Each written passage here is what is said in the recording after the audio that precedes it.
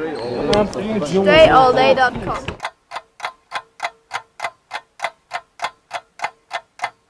Up, y'all, Dre Baldwin, DreAllDay.com. First of all, before I get into this, I'm recording this video on my iPhone. It's the first time I ever did this.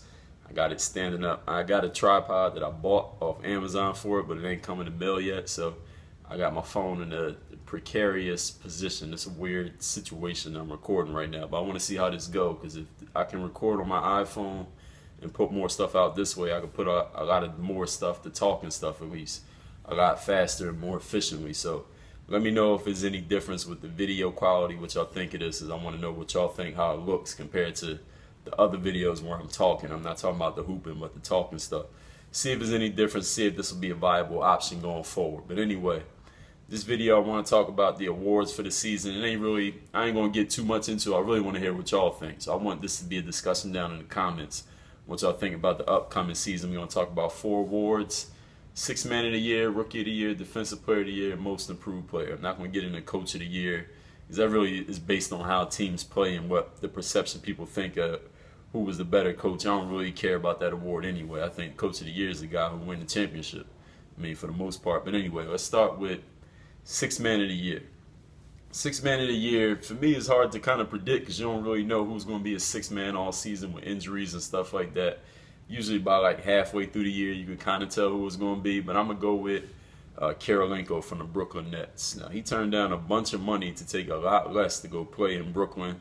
I know the owner's rushing like he is, but he should get a lot of playing time coming off the bench behind like Pierce and Garnett, who are both older dudes, and he's like one of those all-around like Swiss Army knife type players. And even though he's not like a guy who's going to get crazy scoring stats, kind of like Crawford or Harden did coming off the bench, he's not really a great scorer like that. But I think the way that he stuffs the stat sheet, he should get it. So I'm going to go with him beginning of the year for 6th Man of the Year. But y'all tell me what y'all think. Defensive Player of the Year, I think it's going to come down to 2 guys. You got Roy Hibbert, who I said in the season prediction I think he's going to win. But I also didn't think too hard about Dwight Howard. Now, Dwight Howard, when he's healthy, he's the best defensive player in the league, period. This dude, I mean, he led the league in rebounding last year, and he had a bad back. I mean, any of you who play ball, any of you who are good leapers, and you ever had a bad back, you understand that you basically can't fucking jump when your back hurts. So this dude still led the league in rebounding with a bad back. Now, I know he's tall, but there's a lot of motherfuckers that's tall, and they ain't never led the league in rebounding. He led the league in rebounding with a bad back, had a bunch of blocks. It was his rotations that sucked, like moving to the spot he was supposed to be laterally. He was terrible with that last season, but I think being 100% healthy now, he got a new team. A lot of people shit on him in the offseason because of the way he left. Well, not the way he left, but the fact that he left. And like the last 2 seasons of drama with the free agency and getting traded and him staying in Orlando and then saying he wanted to leave and all that bullshit. I think he's really motivated this year. And I think it'll either be Dwight Howard or Roy Hibbert for Defensive Player of the Year. So I'm going to stick with saying it's going to be Roy Hibbert, because I think the perception by the media, the people who vote, and the coaches or whoever it is that votes, I think they're going to try to give it to Roy, but I think Dwight's going to be right there in the conversation. The other 2 awards, what I say, was Most Improved and Rookie of the Year. Most Improved Player, I think this is going to be an easy one. I'm going to go with Andre Drummond of the Detroit Pistons. Now, this dude, like I said in the season preview, I didn't think he was that great when I first saw him a few times, but then again, that's why I'm not a scout or a coach. This dude can go. I mean, he's athletic as shit. He's like basically like Dwight Howard. He ain't got as much. I think Dwight's a little bit more polished when he first came in, but this dude can go. I mean, he can rebound, he can jump out the gym. He's not that great of a scorer, not that great of a free throw shooter, but he has the raw tools to make it happen in the league. As we saw his rookie year, he's going to get a lot of playing time this year. They should basically be feeding him the ball a lot, even though they're going to be competing for a playoff spot and going nowhere past the first round. So I think he could be I think he's a lock. I think out of all these picks I'm saying, this is my Rookie of the Year, I think are 2 easy picks barring injury. What's this dude's name? Andre Drummond. Most Improved Player this year. I think he can average close to 10 boards if he gets the playing time.